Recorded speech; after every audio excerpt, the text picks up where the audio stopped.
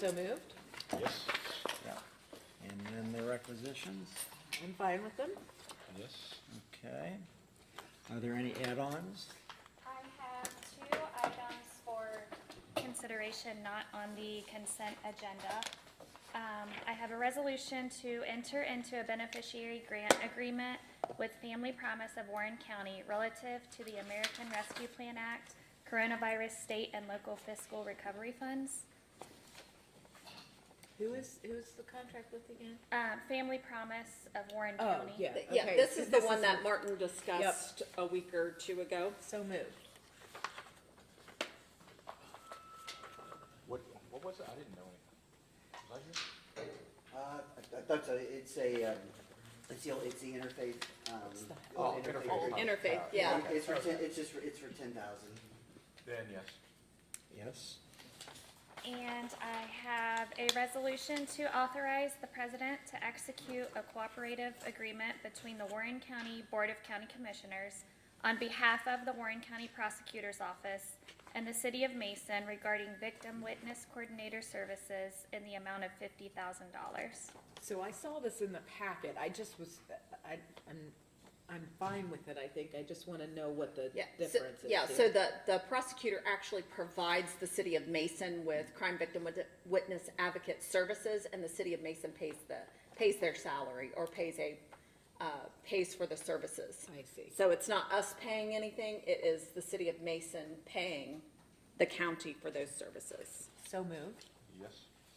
Yes. And then I have one add-on. I have a resolution to approve an appropriation adjustment within Grants Administration Fund number 2265. So moved. Yes. And that's all I have. Okay. Anything else? Did you do the requisitions? Yes, we did. Oh, we did. I didn't hear that, I'm sorry. That's okay. It was so quick. It was flew That's by. quick, so efficient. All right, Chris, you're up. Good morning. How are you? Good morning. Good, thank you. Thank you for a chance to meet this morning.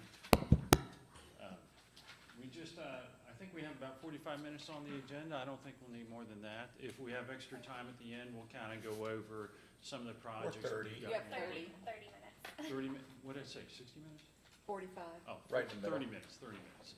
So if we have extra time, we'll kind of go over some of the projects we've got going on, specifically the Southland project. If we have time at the end, we'll give you an update. But the reason we wanted to come before the board today is we wanted to talk about sewer service to a development called Pimlico Point, which is on Tylersville Road. And I don't know if you can pull up the presentation. Thanks. This development, Pimlico Point, it's located on Tylersville Road, on the outskirts of Mason. It's in Deerfield Township. This is the Ernie Lawson. You see the location on the map here. It's on the western side of Mason. The property, let's see if we can pull this up. This is a little bit closer view of it. The property is in Deerfield Township. And this is property that flows to, sewer service flows to Butler County. So we're under contract with Butler County. We're the local sewer service provider, but we contract with Butler County for wastewater treatment. So everything that we have in Deerfield Township in this location gets pushed over into the township, into Butler County for sewer service. So you'll see the shaded, I think it's green here, is all of Deerfield Township. You'll see the sewer lines.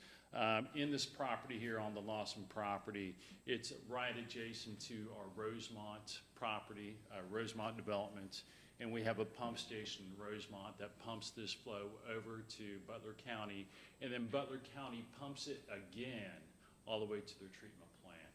And capacity in this area is a little bit of a challenge because Butler County doesn't have capacity at their pump station on Bethany Road. It's called Voice of America lift station on Bethany Road, and they don't have capacity. So what Butler County asked us to do is instead of sending it north through Rosemont, they want us to send it west, directly west. And we'll show you the route here shortly. But this is the Lawson property. You probably know the property because when you drive down the road, the property has a big horse barn on it. It's owned by Charlie and Bonnie Lawson. I think Charlie actually passed away this past year. but it's in the family. It's at 6810 Tylersville Road.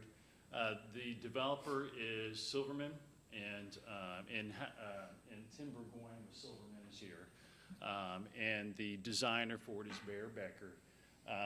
And it's roughly 25 acres. So they're going to develop the whole 25 acre into a multifamily development there. And then what we're talking today is about getting sewer service to this development. So as you get closer, you'll see that the sewers are north of the property in Rosemont, and everything wants to flow up to Rosemont Lift Station that then gets pumped north. But instead of going that route, the developer is going to install a sanitary lift station in the bottom of the property, and then he's going to construct a force main that runs along Tylersville Road. And that force main is going to push the sewer flow into Butler County into a sewer on just south of the park. So this is the actual alignment that you see, or schematic of the alignment, where the flow goes from the property down Tylersville Road into a manhole on, I think it's Pepper Pike Road, and then from there it goes into Butler County sewer system. So what this project will entail is it'll entail the construction of the lift station, and that lift station will be owned by the developer. It'll be maintained and operated by the developer. It'll be built to Warren County standards. It'll be approved by Ohio EPA. It'll have all the bells and whistles that we require at our lift stations. It'll have backup diesel power, backup generator. It'll have variable frequency drives. It'll have odor equipment to control the odors out there, to minimize the odors. And then it'll have equipment on site there that they can clean the force main. So that pump station can be owned and operated and maintained by the developer. But the force main is actually going to be owned by Warren County. We're going to own the force main because it's going to be constructed within the right-of-way. So we'll own it, but we'll lease back and contract with the developer for them to operate and maintain it for the life of the force main.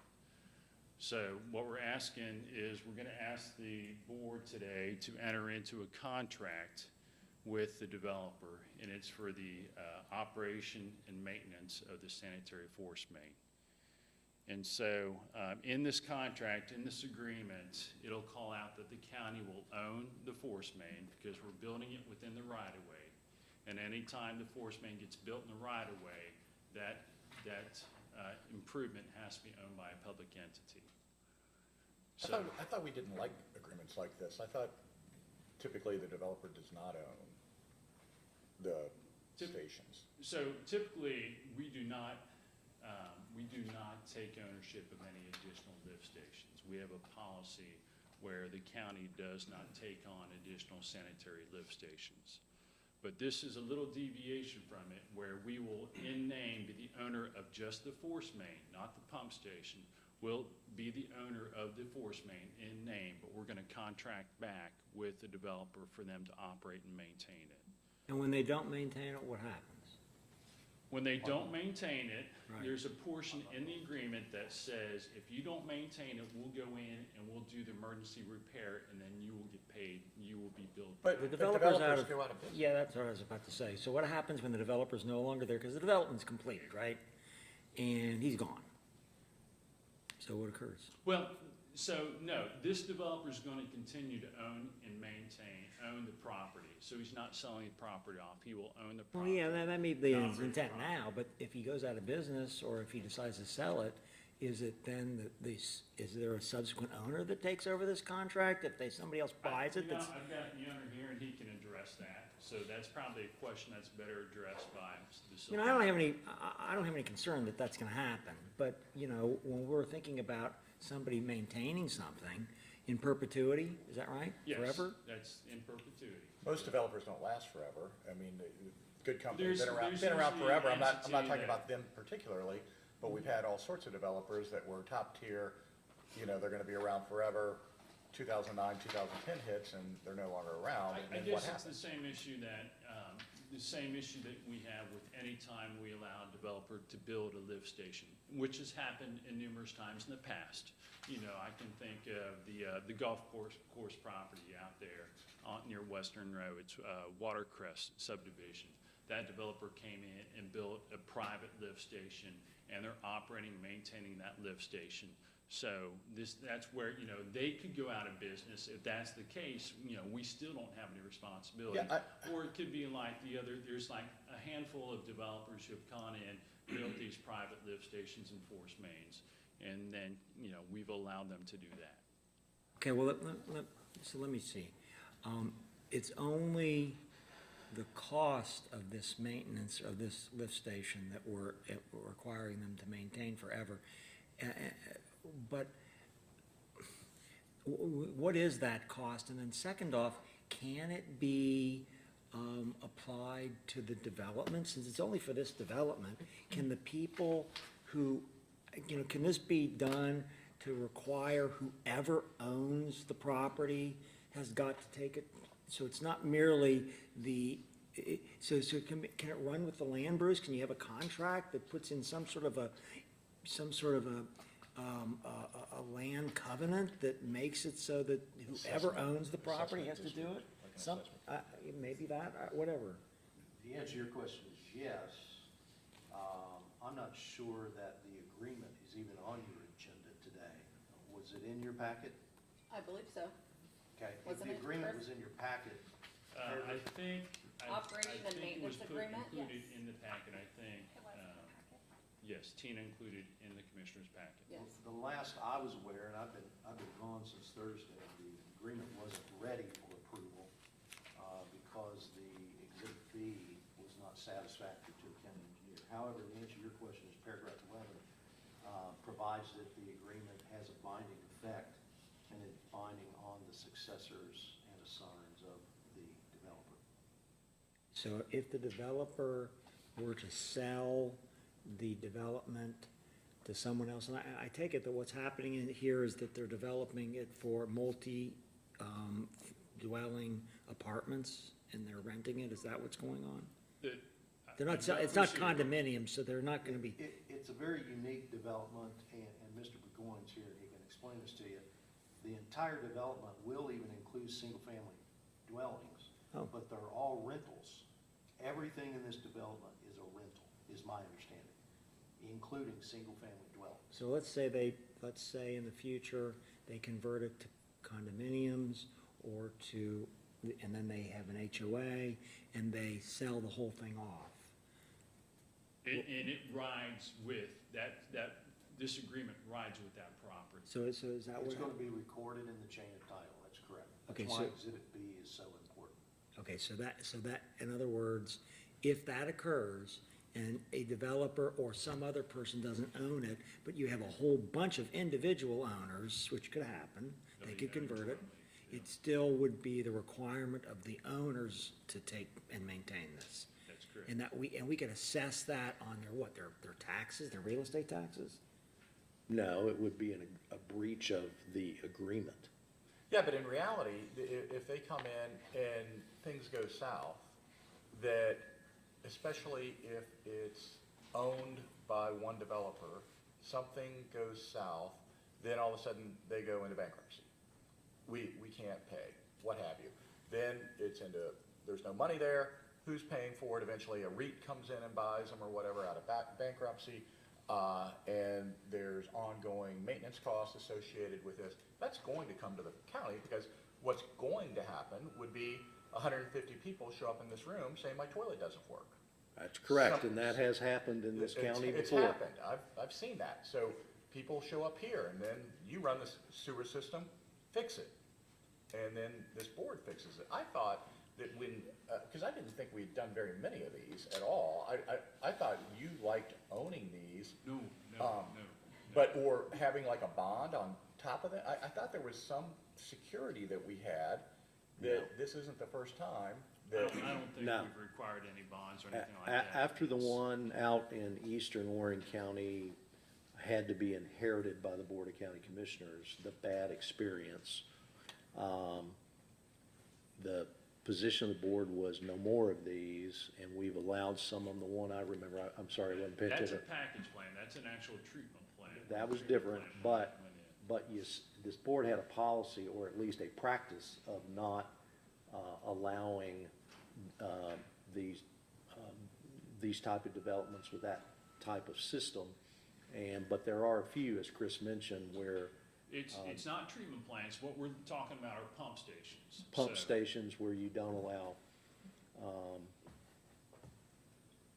but there's a couple of them where you did allow private-owned pump stations, and they had to be maintained by a PUCO-approved authority. There was a lot of hoops they had to jump And through. that's what this would be, you know, for this pump station in Forest Main to move forward, they're gonna have to get approval from Ohio EPA and also through what other utility agency it is, whether it's Public Utility Commission of Ohio, they'll have to get those approvals. So See, I don't same mind, with- that doesn't bother me, and I want to approve this, but I want to have some security that they're gonna stand behind it, whatever that might occur with the bad experience that we had, and ensure that we're protected, and really, we're protecting the county taxpayer.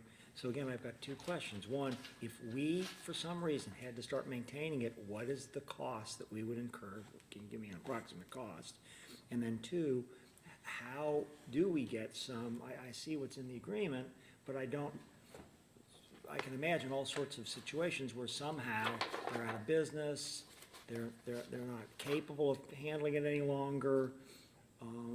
We somehow have to take it over because we can't let these people not have sewer services once they're on them. So what are the answers to those questions? The cost of operation of this size lift station, typically our cost, because we have like 70 lift stations out in our collection system. Right. And I know probably for a lift station of this size, it'd probably be around $15,000 a year Okay, for cost of operation, roughly, somewhere around that ballpark. all right, so this is not astronomical. And if you had to replace it or is there some sort of if it completely fails for some reason, what would be the cost of replacing it or doing some major repair? Cost of work? installation, I'll leave that up to Mr. Burgoyne to address the cost of installation. But typically, there's not a catastrophic failure where the whole thing fails. It does require maintenance. There's mechanical equipment in there, there's electrical equipment in there, there's pumps do fail.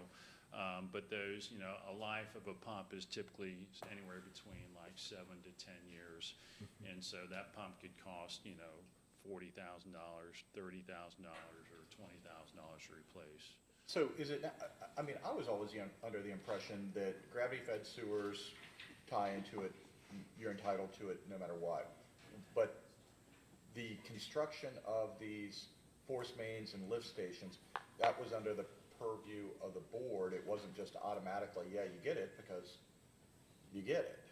And you're saying that this particular parcel is eligible for that no matter what? What I'm saying is to serve this property, it would require a lift station in Forest Main, that there's no gravity sewer option available to this property from Warren County. This flow has to Tim, be from my off base, pumped. I mean, wasn't this always kind of a big deal that we approve these things ahead of This- time? Ahead of time? Well, I the- think that's what the work session's about, is whether, I mean, when this went through planning commission, it was always kind of, hey, you know, you're gonna have some challenges with sewer. This has gone through zoning, Yes. and it's gone through planning commission, so it's gone through those two, the processes And there. keep in mind, this is Deerfield Township zoning, so they, you know, that would have never come to the county commissioners. But I do think that you've done it a few times recently.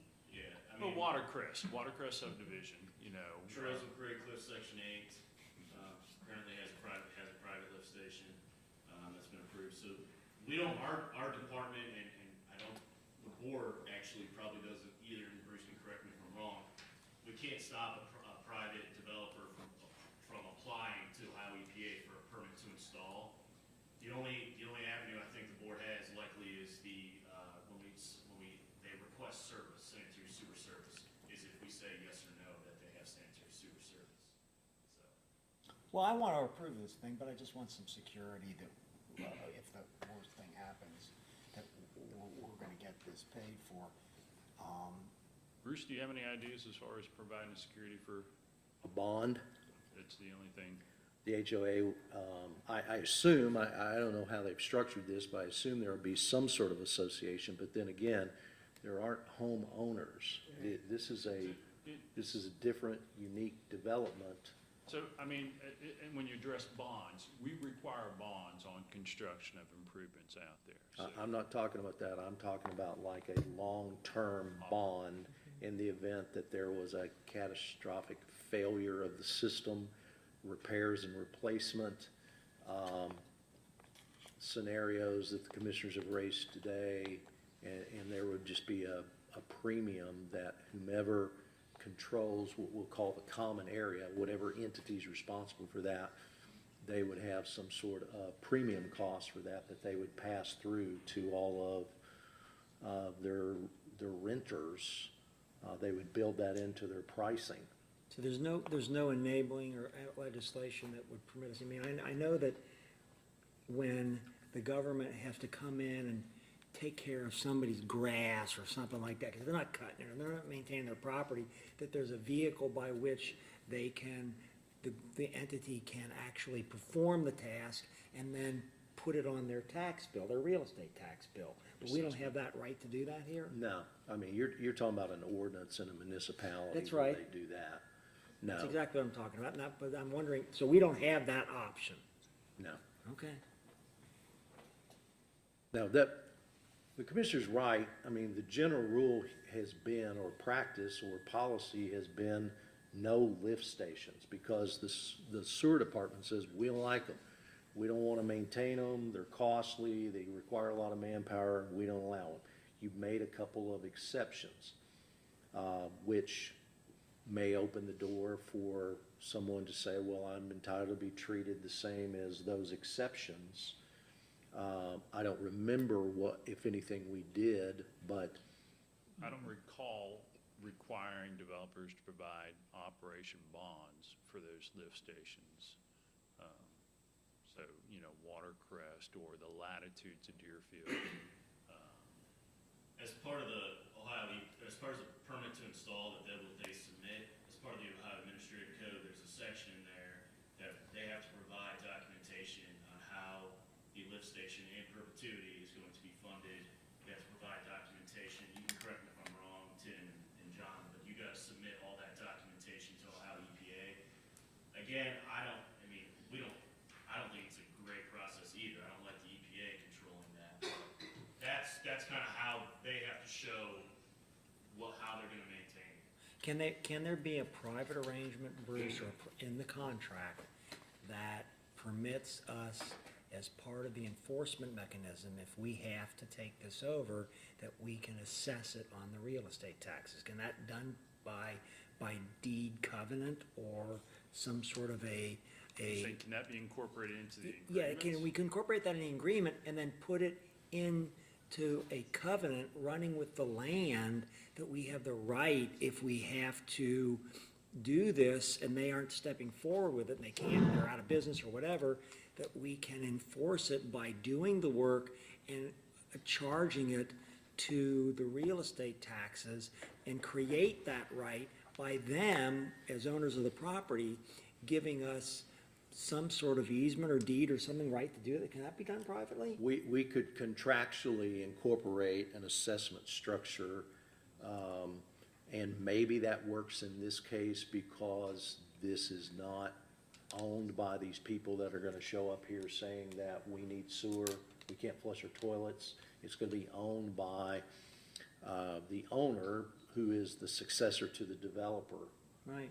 So that's, because to me, I don't wanna have to chase somebody who doesn't have money. I don't wanna have to go after a whole bunch of apartment owners, which we can't really do. And I don't wanna force them to put a bond up when they're perfectly solvent right now. I'd rather find some mechanism to approve this that gives us some surety, because I know that the governments, if we can tie it to a taxing authority on real estate taxes, I have no problem with this.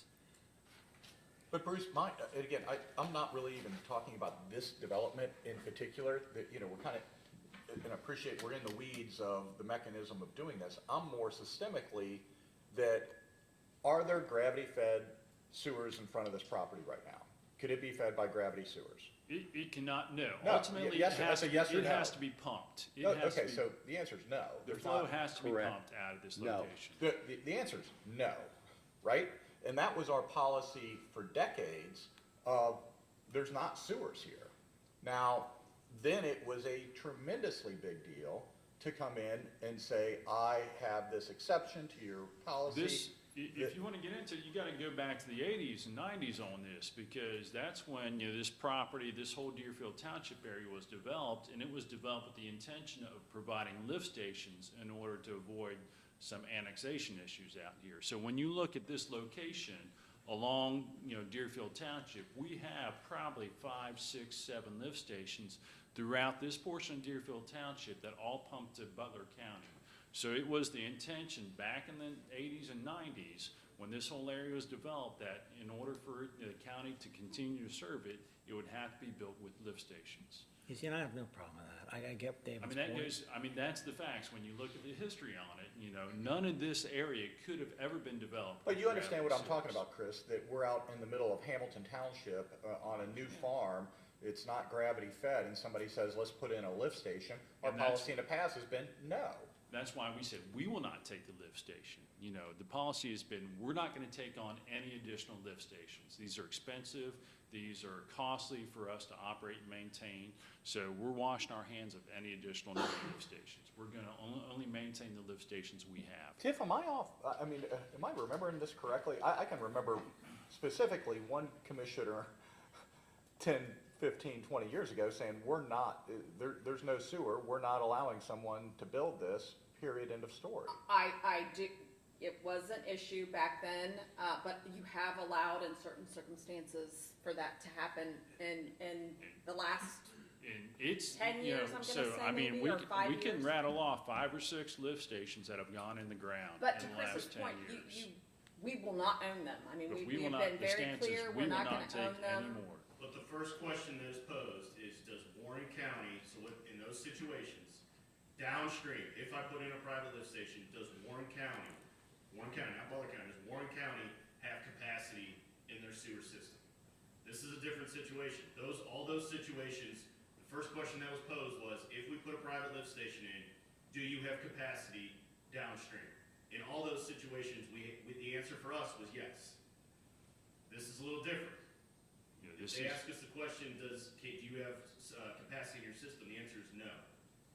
Yeah, but in this case, it's not going into our system, it's going into Butler County system. Going to Butler And the County. only issue really is whether or not the owner is going to take responsibility. They're agreeing to do that.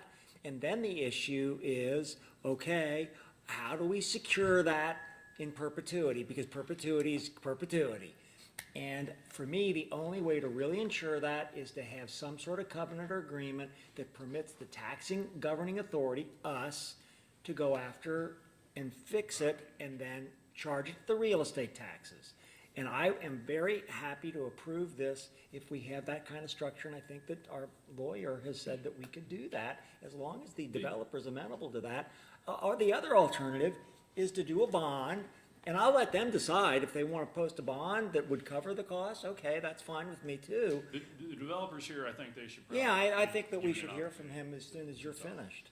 So, I mean, the structure of the agreement does have a way for us to recoup our cost. If we have to go in there and do repair or do an emergency operation, you know, and we incur cost, there's a structure in that agreement for us to recover that cost. Okay, All well, right, but it doesn't get into the specifics that you're talking about, Commissioner Well, Gross. and I want to see if we can do that, and this must be excruciating for you, so why don't you speak And I to do us think about that it? Dave's point is valid in the past, that has occurred in certain situations where we were kind of, hey, it's backed up, we need you to, you know, and there was no ability or funds available from the developer to take care of the Well, yeah, problem. David and I are So it coming- fell back on us. You know, David and I are coming from the same position, so I don't want to speak Mr. to, Burgoyne, I'll turn it over. you see what we're Good concerned morning. about. Thank you for taking on this complicated problem. We've been working on this with the Warren County Water and Sewer for about 18 months, trying to come up with a solution. This is a terrific piece of ground. It's right on Tellersville Road. It's 25 acres. Our planned development, a little clarity, it's actually a mixed-use development. There's retail out front and then apartments in the back, but it's a kind of a different style. It's all one and two-story buildings. It's more residential grade. We actually put single-family detached units across the north part of the property abuts the subdivision, and so that it was a similar sort of use, but these live just like apartments. They're all on one parcel of ground. The retail could be sold off separately, but we, in the beginning, will own and operate it all. The intention is to have what we call a RECLA, which is an agreement between whoever owns the property. There would be the apartment owners, and then whoever owns the parcels out front. We will for a long while, but eventually, real estate's forever, we're not, so you're right, things sell and change. And so the solution was, there is actually a manhole on this property, and the intention originally was that this property would be sewered to that lift station. So there was sewer available. The problem is, and I think they can verify this, is if it doesn't rain, there's enough capacity right now to get into that lift station and have it go the route that was intended.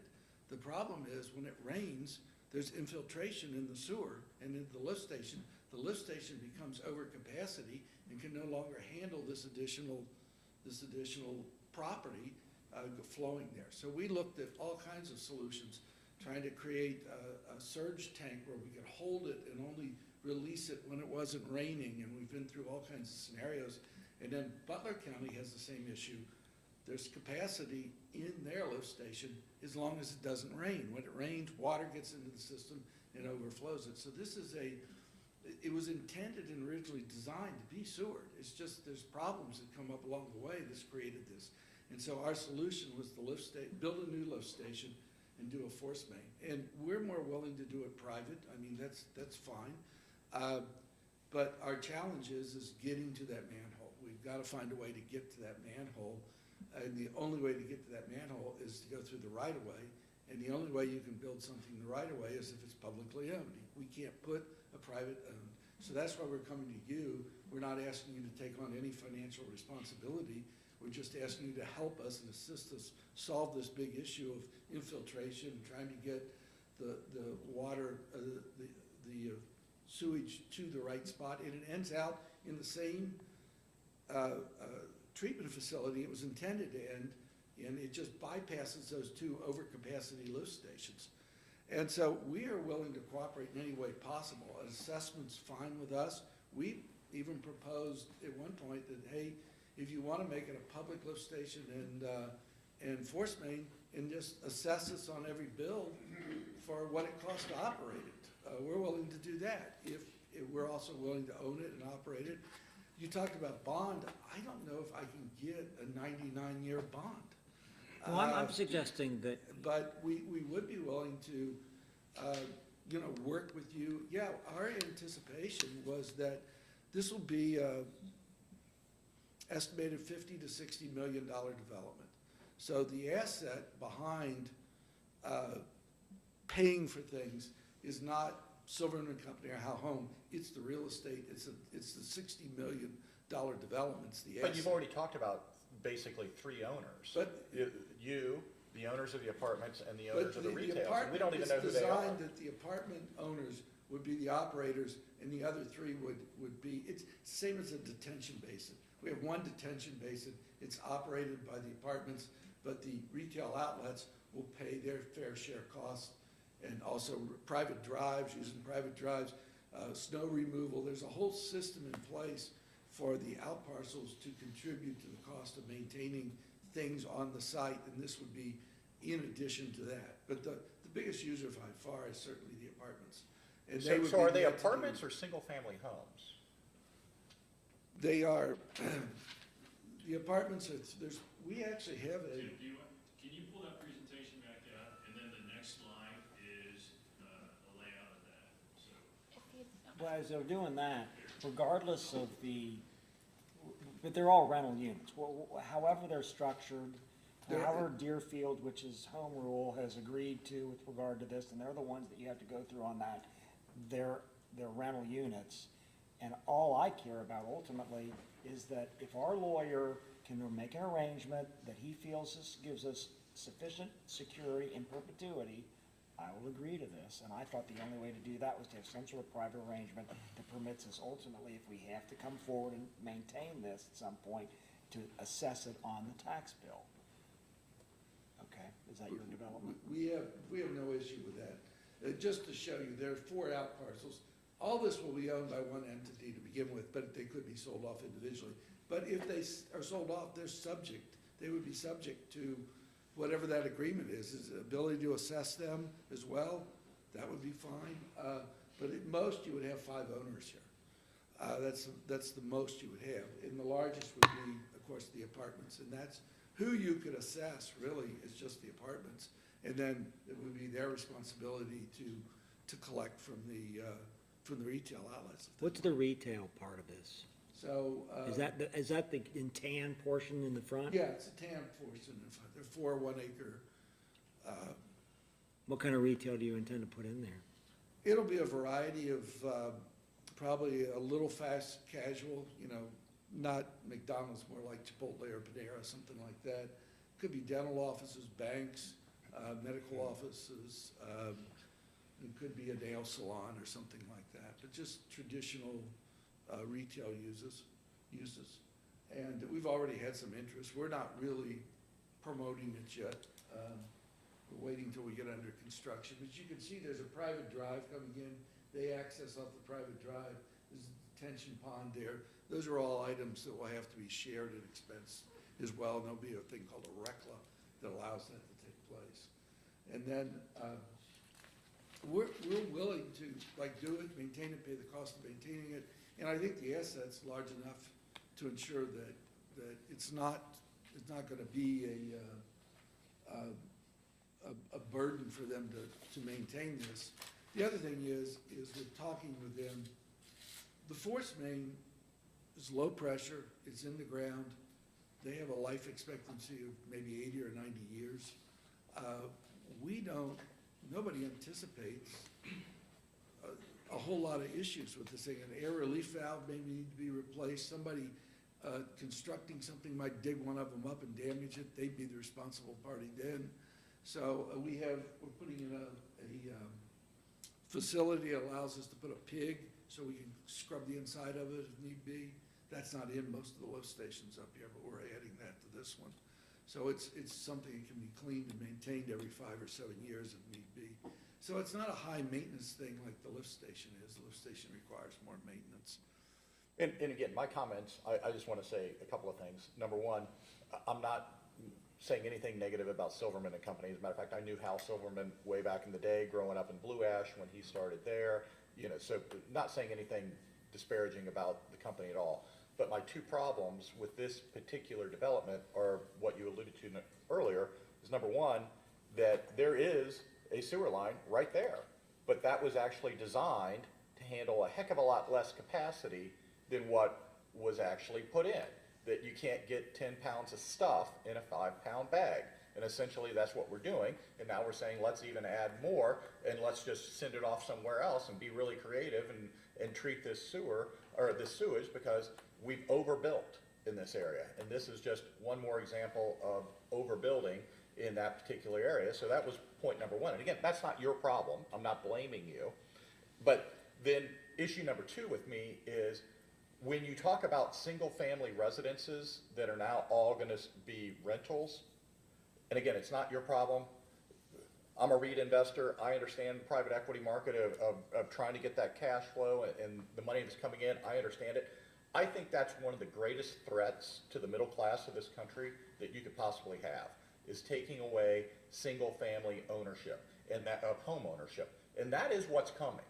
That there's more and more private equity firms, REITs, that are coming in and buying up individual middle-class homes, and then they're using those for the cash flow. And so when you say they're going to be single-family homes, but they're all rentals, I hate that. I mean, I think and again, that's not your problem. You're doing what the market's doing, so I'm not blaming you for that. That's indicative of what's going on in the marketplace. Maybe I don't understand exactly what your development is doing here, but I would fight this tooth and nail because I don't like that at all. The reason they're there, to be honest, is it was in deference to the property owners to the north. We originally had townhomes along there. They didn't like the idea of the density along there. So to cooperate with the neighbors, we agreed to put 20 single-family units along the north edge of the property. And they have 2-car attached garages. And then we have some other ranch attached units. Most of these are gonna be occupied, we think, by empty nesters, and, retired people, things like that, who are gonna take most of the two-car attached garage, one floor living space, no stairs. So we expect those to be there, but originally our plan showed townhomes along there, so it wasn't detached. That was really in an effort to work with the community and try to maintain profiles and, the houses in the north are all two-story, these are one-story. Well, I appreciate you saying that, but you understand where I'm coming from on that? I mean, that is a We trend. we are changing society. It used to be that people rented because they couldn't afford to own. Today, more and more people all of our renters are renters by choice. Actually, qualifications to rent one of our apartments, those in the back will rent for about $2,800 to $3,000 a month. Somebody could easily go buy a home for that and pay a lot less. They're here by choice, not because they can't afford or they can't have. So most of our renters are professionals. They're gonna move in a few years. They don't wanna own. They don't want maintenance. They like the idea of writing one check a month. These have washer and dryers, everything. The washer breaks, you call one. So is it retirees and empty nesters, or is it professionals? What's your target? Our target market is young professionals and empty nesters. We abide by fair housing, so we rent to, as long as you meet economic requirements. But we don't get a lot of families, and Right. we're not geared, our amenities are not geared to families. And they're on a slab, single Everything's- story slab? And, but it's just, you don't have anybody living over you or under you, and you have a two-car attached garage. That's a big part of the appeal to them. But that's the reason they're single-family units, is we're just in our effort to work with the community. Bruce, you understand where kind of again, there's the details of this lift station, but I'm talking about something a little more systemic. In the past, the initial question, and again, this isn't even directed at you in this particular development, but in the past it was, is there capacity here?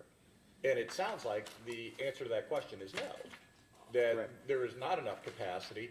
And now it seems like staff has been working for almost 2 years with a developer to come up with an alternative to let's get you all the capacity you're asking for in this really creative way, without us basically approving that. I thought this came before you once before in a work session where is this the first time, Chris? This property's come up a number of times in the past. Mayfield Development was looking at it, probably about 5, 6, 7 years ago. No, I mean this particular, I do believe it development. did come up because there was conversations about how we make sure that it doesn't damage anything of ours, and wasn't there some things about potentially going to Mason? Didn't we? I thought that, Batted around as far as sewer service. but I thought it came to the commissioners about potentially that, and I might be wrong, I might be confusing Well, it went through the conversations. zoning process and went through planning process. no, it didn't go through zoning because it's Deerfield Township zoning. It would have gone through planning though. It did Yes. go through planning. Planning twice, once there's a Right. zoning change. I thought it actually, to I Bruce's point, believe I thought. that in one of your 45-minute sessions that you have with the commissioners every now and then, you presented something on this, and that's what Tiffany's recalling too.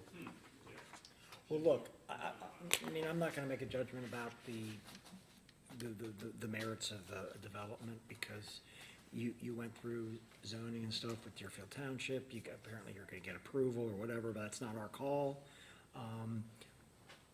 You've said to me that you would work with us in the contract so that the cost of this can be secured through some vehicle that ultimately permits us to charge whoever owns the property through taxes. I think that's the only way to really secure this in perpetuity, and I will approve it if we can do that, and if you'll work with our council on it, and kind of that's where I'm at. And Shannon, do you have any other thoughts about it?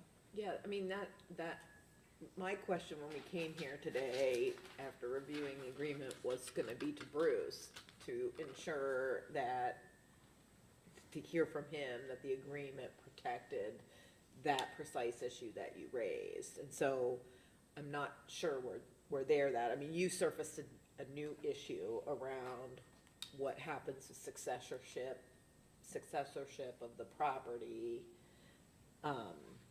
So I'm comfortable if we can build out a structure that protects, in this instance, our ratepayer interests. That was the intent of this agreement. If there's more that you want to better ensure that that happens, we'll work with you completely on that. But our intention up front was that there was no cost to the county on this at all. It was just you cooperating and helping us solve this one issue of getting, and Butler County prefers we go under this manhole. That's where they would really want it to go. And so it kind of answers their concerns about what they would like to see happen. Because if we put it in the manhole we're proposing, it goes through no lift stations, except this one. So they don't, it helps them out. It solves the issue of infiltration. And our intention is that it has no cost to the county at all, in whatever verbiage or language. The only concern I have about a bond is, and I don't know the answer to this, I'm not convinced you can get a 99-year. Well, I'm not, bond. I don't even like the Nobody's bond. gonna wanna write one of those. Yeah, right, and you know, sir, I don't even like the bond idea, because I don't even know whether the bond would actually cover it in the future because of how costs might change. So, Bruce, do you appreciate where we're coming on this, and can you think we can do it? We will, It's what I'd like to completely have. reasonable, yeah. Yeah, and that way you don't have to do a bond, and you will stand behind it as long as you own it, and then if successors come in, but they're all gonna know, because there's gonna be something, a contract and provisions that run with the land, and everybody that owns this knows that ultimately, if they fail to pay for this adequately, we can come in and do the work and charge it and assess it to the real estate taxes on the property. That's, it should run with the land and the entity that Owns is it. the value of the asset. It's not their really responsibility, provides people who rent the protection. thing. There's not gonna be a traditional HOA that owns the property and does it unless you convert it. But if you convert it to some sort of a condominium structure or some sort of individual homeowner structure, all of those people have gotta be on the line that go into that sewer system. I don't for know how this. it works on these single-family subdivisions where they have private lift stations. I know they've been Well, you built. know what, they create a common area that's controlled by the HOA, and the But HOA is responsible for it. Typically, HOAs have no net worth. I No, mean, they in this do have case, that we worth. have substantial because- net worth. Because they have common areas where they have land ownership, and they have the right to assess their membership. And ultimately, I mean, we're not gonna get into that today, but you could create that situation here, but as long as I want whoever owns the property to be responsible, and I want a mechanism to secure it in perpetuity through the real estate tax structure. It's completely agreeable with us. Okay. Thank you. Thank you. Thank you. Appreciate it. Okay, you've taken up all your time, Chris, so, That's it, thank you for your time, and we'll cover the rest of the yeah, topics. you bet. later. Thank you so much. Okay, we've got the park board here today. Yeah, I see Wendy and Ben. Thank you so much.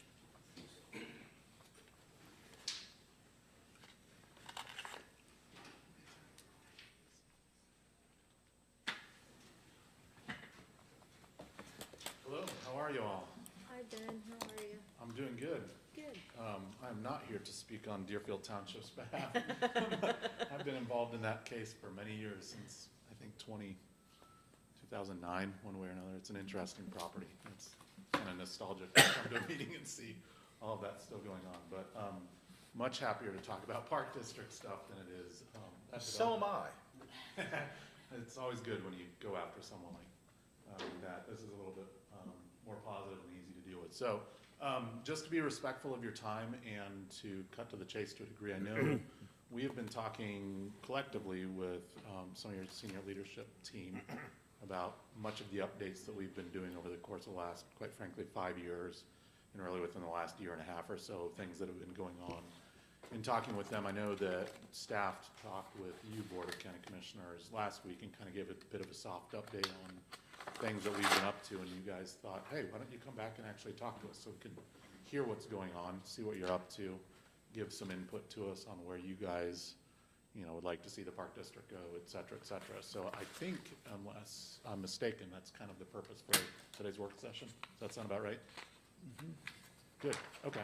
Well, then I might start just by flashing backwards, if you will, back to 2016, 2017, and even a little bit before that.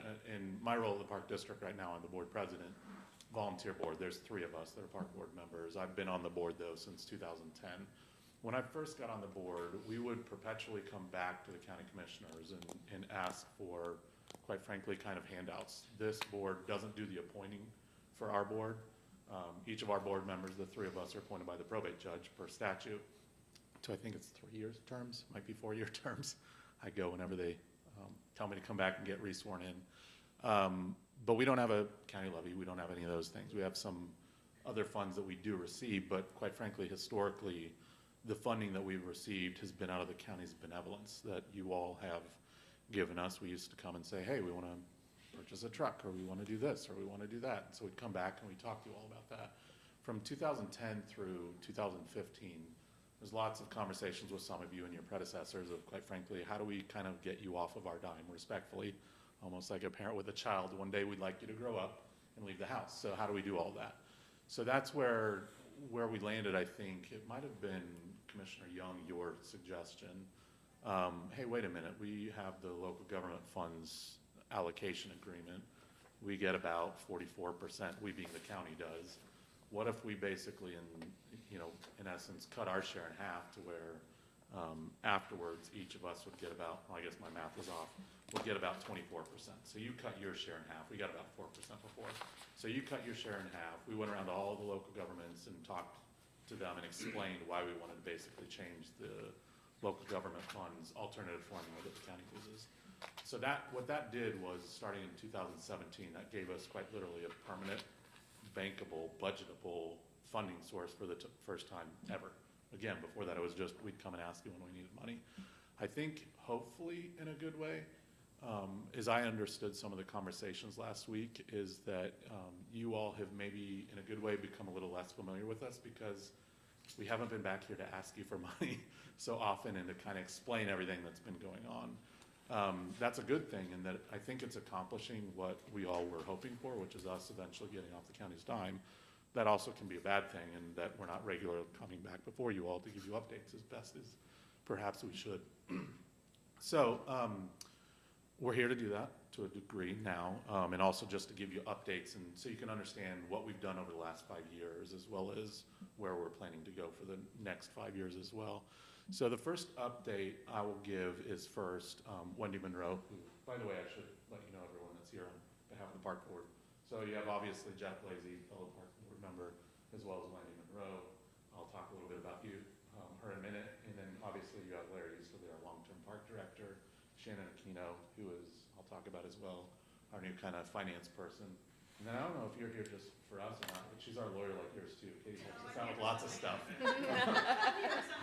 I was like, I don't know if we're in trouble or what, but in any event. So yeah, that's our team here. So what really happened is you guys kind of cut us off, gave us the local government funds. I think on this, do you all have printouts, or I guess you have your monitors up there now? Those are fancy, I like it. And if you pay attention to that, really the line of demarcation you should be looking at is 2016 is kind of pre-local government funds reallocation, and then 2017 onward. So that's kind of what we've been up to for the last few years, and the differences in monies that we get. What you'll see from that is, really, if you pay attention to the breakdown of Warren County funds, it's on the top right. You can see the local government funds in 2015 and 2016. That's when we were getting 4% of it, so we got very little of that. Conversely, you see the kind of us coming back to you all and asking you for money in 2015 and 16, and the amounts that we were getting was pretty substantial, $500,000, $600,000, $700,000. Some of that is Armco money that was a historical arrangement we've got in place. Much of that has been things besides that we needed equipment or whatever. So then you flip it, obviously, starting in 2017, which is when we started getting 24% of that, and you could see, obviously, our local government funds have gone way up in comparison to where they were. And conversely, the Warren County's contribution, if you just call that the money that you used to give us, benevolently, General went way revenue down. fund. Correct. So that went way down, but the net result of it has not been that, hey, we are now rich.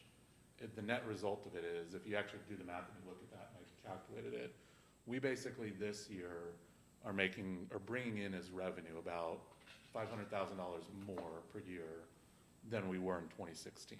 That's kind of been the net increase. 500,000 revenue, or because of the funding, not revenue from the public or any other? No, our net revenue has increased by about 500,000 total. So in 2016, our budget was roughly, actually, I've got our revenue in 2016, we had $1.7 million come in. That's not just your funds, and I can talk about that on the other side of the pie charts and graphs as well. That's all of our money that came in. Was in 16, it was 1.7. This year, for 2022, we're thinking we're gonna be at about $2.2 million. That's our total revenue for all of the park district.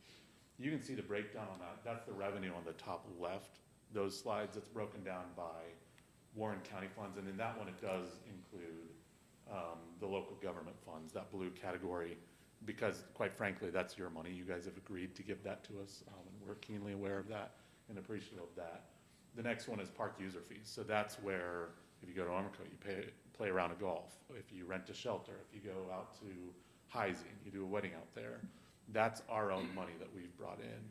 And then that third category is just the other. That's like donations. Deerfield Township gives us some money, other benevolent gifts that we'll receive as well. So a couple things to note from that I think is good is first, again, the money that we get from the county before in 15 and 16, that was all just benevolence. The monies we've gotten since then from the county via the local government funds has legitimately gone up.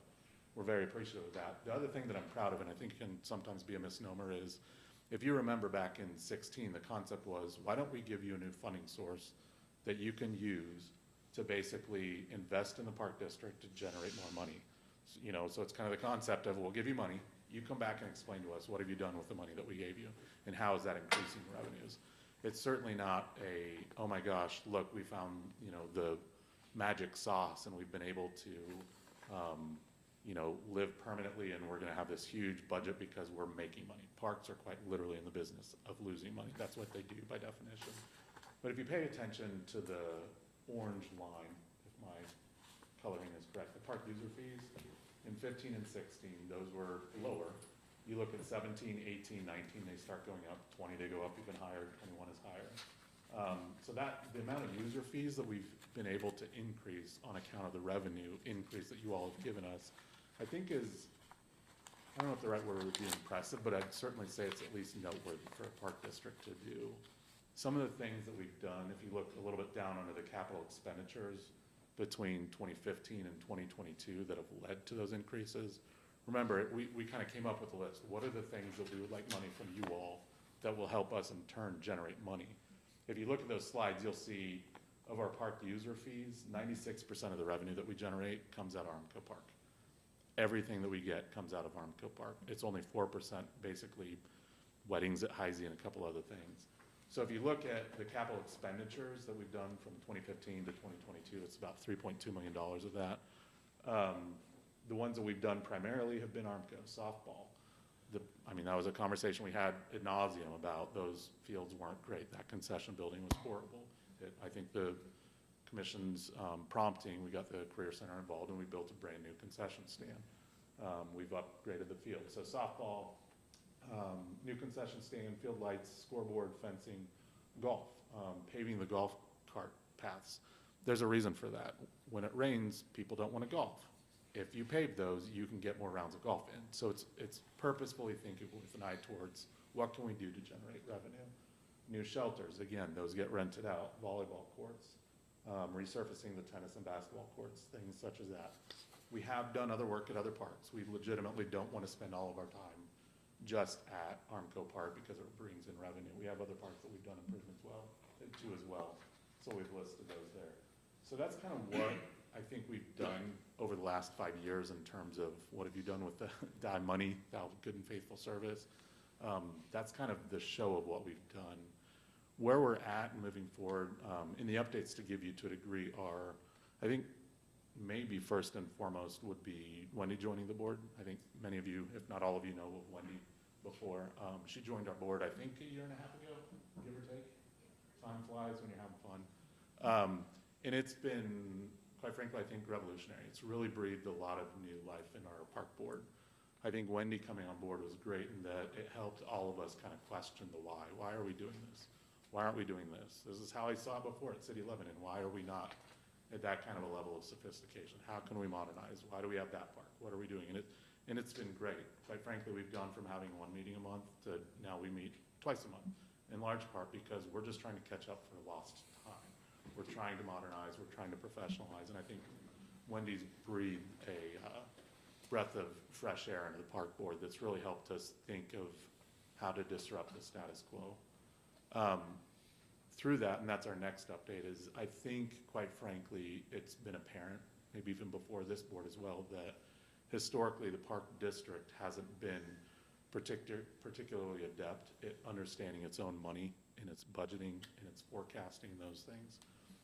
That became very apparent, I think, with Wendy and a lot of us at the park district over time when she was really kind of questioning that. It's just, I think the park district is kind of outgrown the prior position of office manager that we had. So we made some changes in that regard, and our prior office manager is no longer with the park district. In turn, that leads to the second update, which is Shannon Aquino. I don't know how many of you do or don't know her. I know she's intimately involved or has been with the county, I think as a contractor, her husband as well. But Shannon's strong suit is, she is, lovingly I would call her a bean counter. She's great at it. She has come in, our prior employee was an office manager. She was an employee, full benefits, all those things. Instead, we brought in Shannon, who was a contractor at $50 an hour. And that is exponentially cheaper than what we had before by not paying those benefits and having her be an independent contractor. The whole goal and what we've brought her in to do is help us get our financial house in order, help us understand our monies, help us put together in 5 minutes for her, that would take me 5 years to do, slides to come and help you all hopefully easily digest where the park district's at. So that's what we brought Shannon in to do, and it's been great. We finally know, okay, we've got bankable, budgetable money. Now we know what we have and where we can go with it and those types of things. So that's been enlightening at the park board level. I mean, bluntly, historically at the park board level, you know, you have your annual statutory budget that you would approve. Besides that, for a long time, we just approved, quite honestly, our monthly expenses and our expenses and revenue. That's all that we approved.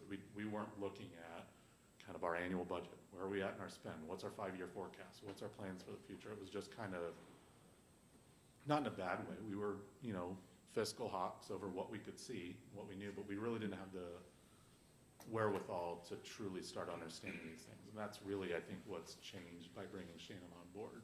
So that's been fantastic. The additional change that we're in the process of making, which I think is what led in some senses to our conversation today, is we think that more change is necessary at the park board level. And I don't know, and Jeff may have some additional thoughts. We're not all in agreement about that, although we all love each other and we think it's great. Professional dialogue is a good thing. But I think from my perspective, and I think a majority of the board's perspective is that we need to restructure the park board to fit the strengths of the positions that we have. And what I mean by that is, I think Shannon is a great CFO, kind of a part-time contract-based CFO.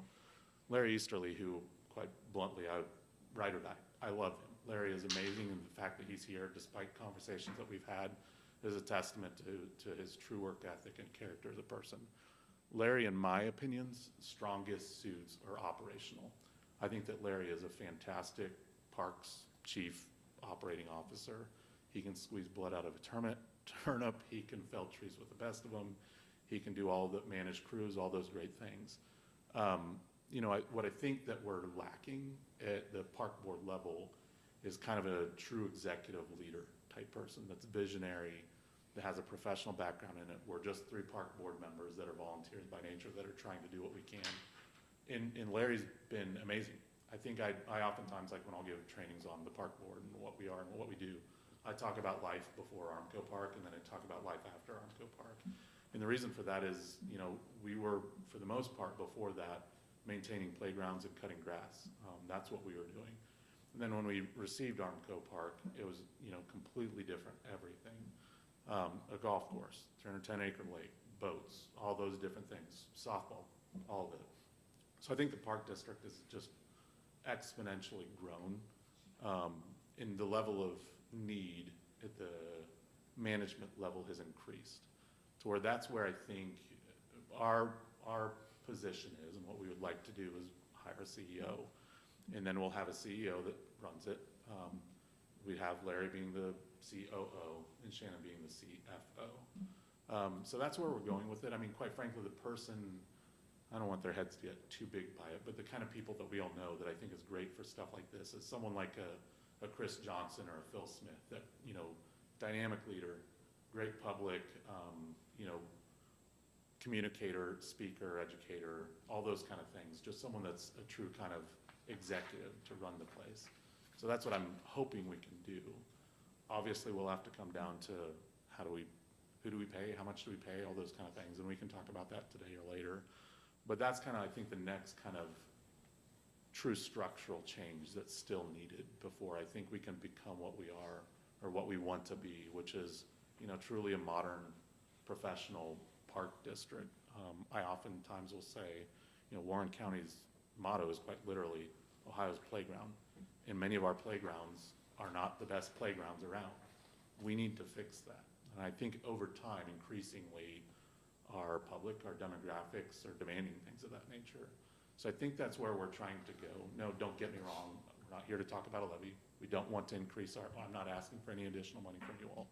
We don't want to do that, but I think we need to finalize getting our internal house in order so that the park district can hopefully take off. So that's the biggest updates we're doing, with one exception that I think, Shannon, you learned of, which is Holiday and Lights. That's something we're extremely proud of. At Armco Park, and I went on WLW after this all came to be to explain some of it, but basically, we had thought for a long time of having a Holiday and Lights type display at Armco Park. It's literally built for something like that. I thought this would be great. It's a giant pain in the butt to do, and operationally extraordinarily challenging. Will take a lot of capital investment to do that, lots of employees that we don't have, all those kind of things. But I had harped on doing something like that for 10 or 12 years. Long story short, I have a minor surgery. I wake up 2 hours later and I have like 15 messages on my phone, which was, in essence, Holiday and Lights went on WLW. Turns out Hamilton County Park District, for whatever reason, no longer wanted them there. And they're looking for a new home. So when I woke up, it was basically, oh, Wendy took care of what I couldn't do in 10 years in 2 hours. And that's how it came to be. But that contract's great in that they do all the work. They bring in their own generators. We don't invest any capital into it whatsoever. It's just a contract where we get a percentage of their revenues out of it, 7.5% for this year. Hopefully we can increase that over time, but we'll see. They get to keep the rest. But that will generate, it's not gonna make us rich again, but we guesstimate that'll bring us in maybe $40,000 this year. An additional thing though that it brings in though, which is some of our old studies we had done, was number one, everybody thinks that Armco Park is a private park. This is a great way to help people realize it's not. And number two, people don't realize that we have a Warren County Park District. The more people we can get into our parks, the more people we can get to Armco, the more people will realize who we are, and it'll help raise our profile. So thus far, correct me if any of you are, if I'm wrong, but I think it's been a great success. I know there's been some concerns with traffic. We've, I think, dealt with those well before they ever happened. A lot of off-duty police officers and traffic guidance within the park to try to keep them off of 741, things of that nature. But that's kind of our biggest update there. So happy to talk shop on any of that. Welcome your feedback. I'm hoping the slide that I put up was explanatory at a minimum. Well, I think, yeah, thank you for coming in. Sure, my pleasure. When we heard about some big strategic changes potentially, we thought and looked at each other, well, we haven't talked to them in a while. Maybe just get the update of what's going on, what's working, what's not working. Yeah, because the essence of the park district has changed over the last 20 to 30 years. When you're a rural community, you don't need parks. Yeah. Your backyard's a park. I've got 20 acres or whatever, you know, what do I need a park for? Yeah. The more urbanized your community becomes, the more the need is for preserving that green space, recreation space, places people can go. And I think that has been an evolution for our park board, or our park district, that has been very fruitful. Armco was not a layup back when we did that. No. I've always told the story. I've never had a publicly traded company CFO yell at me like Armco's did when we were negotiating. Remember that, Tiff? That when, over the negotiations for Armco Park, when he said, I'll put condos up, and I said, go ahead, you don't have the zoning for it, it'll be nothing forever, and then somehow we worked out a deal. But Flashback, if I've it got worked. Deerfield, Bruce has Armco and a lot of the heavy lifting that was done on that for sure. I saw his fingerprints all over it It was, afterwards. yeah, it was great, it worked out, and so but it was a major, it was not unanimous amongst the board of should we even do that. So it has turned out that it was good from back in those days. Nor was it unanimous among the legislative delegation who was responsible for bringing state resources to the table. 100%. appreciate those state resources that were brought to the Was that table. Senator Jones or Representative That Jones? was Representative Jones. Representative That was Jones. a long time ago. That's right, there was 3 partners, and Yeah. Representative Jones, Otterbein, and the county. And There's Turtle four. Creek And Township. Turtle Creek, Yeah, yeah, and there Turtle were Creek. four. And Representative Schneider too, at the time. She was very important in getting this done too. So eventually it worked out, so it is good that we have tried to have the vision of Sure. make investments to bring people there and generate the revenue, and what you're saying is revenue's gone from 700,000 or 800,000, 7 years ago, or maybe 600,000, up to 800,000 or 900,000. Yeah. Somewhere in that ballpark. It's not perfect, but for a park district, that's pretty good. Oh, yeah, I mean, you get 30% growth over a 6, 7, 8 year period, that's pretty good. Yeah, yeah. So, and now you have a substantial new source of income with the Light Festival, so that's good. So we just, I think, wanted to hear because again, when you start talking about hiring CEOs and hiring this, that is a big structural. That's made our head spin internally as well. You're like, wait, Shift. we're gonna do what? Yeah. And I totally, this was so helpful to me, and it's exciting to hear about this direction, and it seems like, you all have the ability to, you're your own independent board and so forth. And I think, some of the things that we think a lot about is, while there is a distinction between local government fund and general revenue fund, the local government fund are county dollars for which we voluntarily do this alternative funding formula. And in order to be able to do that. So from my standpoint, it's still all county revenues Yeah, for we don't which we take it share. as a gimme. We recognize it was a 5-year agreement that's about up now, and we appreciate that. We Yeah, don't need no, an no, increase I'm not, right now, but we but I appreciate that. think the other piece of that is, I've been active on the County Commissioners Association board for a while, and that association is really leaning into advocacy around restoration of the local government's funds, which have diminished over time. So what has transpired over time is that revenue stream to the county became less significant. And so, I can't predict what may happen